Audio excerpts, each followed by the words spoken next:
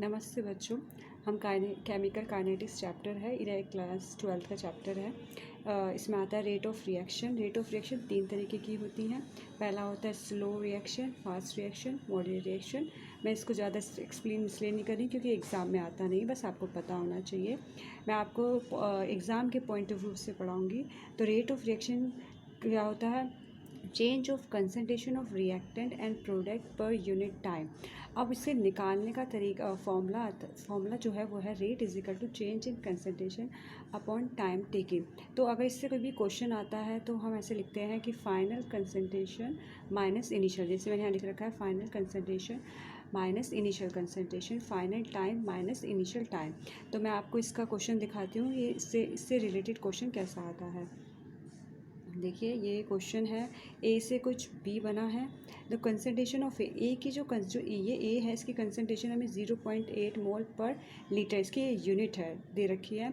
और टाइम हमें 5 सेकंड दे रखा है। आफ्टर 15 सेकंड 15 सेकंड के बाद द कंसनट्रेशन ऑफ ए 0.2, मतलब जब पहले 0.8 था और 15 सेकंड के बाद वो 0.8 मोल पर सेकेंड हो जाएगा। Calculate the rate. अब हमें रेट ऑफ रिएक्शन निकालना है।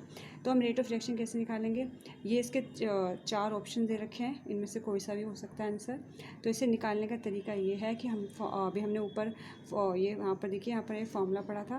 तो rate is equal to final minus initial T2 minus T1। तो फाइनल हमें कितना दे रखा है? ये 0.2 और इनिशियल हमें कितना दे रखा है? 0.8। फाइनल का मतलब जो लास्ट में, और जो इनिशियल मतलब जो शुरुआत में क्या था। तो फाइनल ये है और शुरू में ये था, तो हम इसे फाइनल को इनिशियल से माइनस करेंगे। और ऐसी टाइम हमें टाइम दे रखा है, देखो यहाँ 15 सेकंड लिखा है और शुरू में हमें क्या लिखा था? 5 सेकंड। तो हम 15 में से 5 को माइनस कर देंगे। 15 में से 5 को माइनस करेंगे तो यहाँ पर 0.6 आएगा और यहाँ पर 10। और हमें पता है कि जब भी कोई भी डिजिट को जो हम माइनस करते हैं, साइन हमेशा हम बड़े का लगाते हैं। तो इन दो में से बड़ा कौन सा है? ये। तो इसमें साइन माइनस का लगा, तो हमने माइनस किया है और साइन माइनस का लगाया क्योंकि बड़े का साइन लगता है।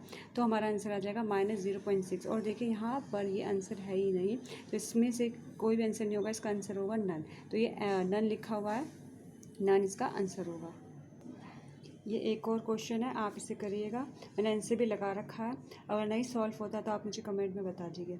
और ये जो नेगेटिव साइन होता है, अगर पूछ लिया जाए नेगेटिव साइन क्यों लगाते हैं, तो याद रखिए ये रिप्रेजेंट करता है change in concentration during the reactant की, रिएक्टेंट की जो कंसनट्रेशन है रिएक्शन में डिक्रीज़ हो रही है, इसकी वजह से हम माइनस का साइन लगाते हैं।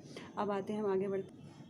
अभी नेक्स्ट में ये 3 जो पॉइंट है बहुत इंपॉर्टेंट है कि rate of reaction of product depend करता है स्टिगोमेट्रिक कॉन्फिगरेशन। अब सेकंड ये है, ये बैलेंस रिएक्शन है, इसका क्या ये रेट है और ये एन है, यहाँ पर एन लिख रखा है। और रेट हमेशा डायरेक्टली प्रोपोर्शनल होता है स्टिगोमेट्रिक कॉन्फिगरेशन के, रेट डायरेक्टली प्रोपोर्शनल होता है स्टिगोमेट्री कोफिशिएंट्स के। ये मैंने पहले शुरू में शायद ऊपर गलत बोल दिया था, ठीक है। आगे बढ़ते हैं। ये क्वेश्चन है, इससे क्वेश्चन आता है जैसे रिएक्शन दे रखी है और इसमें से हमें बताना है कि कौन सा ऑप्शन सही है। देखिए यहाँ 4 ऑप्शन दे रखे हैं, हमें चारों में से बताना कौन सा है। तो हमने ऊपर पढ़ा ये वाला, तो ये मैच कर क्योंकि सॉरी ये थोड़ा और ऊपर लिखा है, ये देखिए क्या सब क्या अनइक्वल है। तो हम ये वाला ऑप्शन, ये वाला जो है सी वाला, ये इसका आंसर है। अब हम नेक्स्ट रिएक्शन टॉपिक नहीं, एक अलग टाइप का क्वेश्चन आता है, उस पर चलते हैं। जैसे फॉर एग्जांपल जैसे हमें कोई भी ए दे रखा है, उसको ये रेट है। अगर हमें कोई रिएक्शन दे रखी है, जैसे हमें 2 से हमें कोई बी बन रही है रिएक्शन और हमें इसका रेट लिखना है, तो हम इसका रेट ऐसे लिखेंगे delta A upon delta T, क्योंकि rate of change of reactant upon time होता है। और ये जो मोल होता है इसको 1/2 लिखेंगे, और जो रिएक्टेंट वाली साइड होती है वहाँ पर माइनस लगाते हैं। फिर हम इजिकल टू लिखेंगे क्योंकि हम रेट ऑफ रिएक्शन लिख रहे हैं। फिर हम डेल्टा लगाएंगे, फिर हम डी लिखेंगे, ये इसे मोलर कंसनट्रेशन बोलते हैं। यहाँ डी आएगा और देखिए यहाँ माइनस लगा है और यहाँ माइनस नहीं लगा, यहाँ माइनस नहीं लगता। जहाँ पर रिएक्टेंट जितने भी दे रखे होंगे वो सब माइनस में आ जाएंगे और जो प्रोडक्ट होंगे वो सब प्लस में होगा, और इजिकल टू है। अब इससे रिलेटेड क्वेश्चन आता है, मैं आपको इसका क्वेश्चन दिखाती हूँ, इससे क्वेश्चन कैसा आता है ये देखिए। ये रहा, रिएक्शन है, ए से बी बन रहा है। रेट ऑफ डिसअपेयर ऑफ ए, क्योंकि ये ए डिसअपेयर इसलिए लिखा है क्योंकि ए तो डिसअपेयर हो जाएगा और हमारा बी बन जाएगा।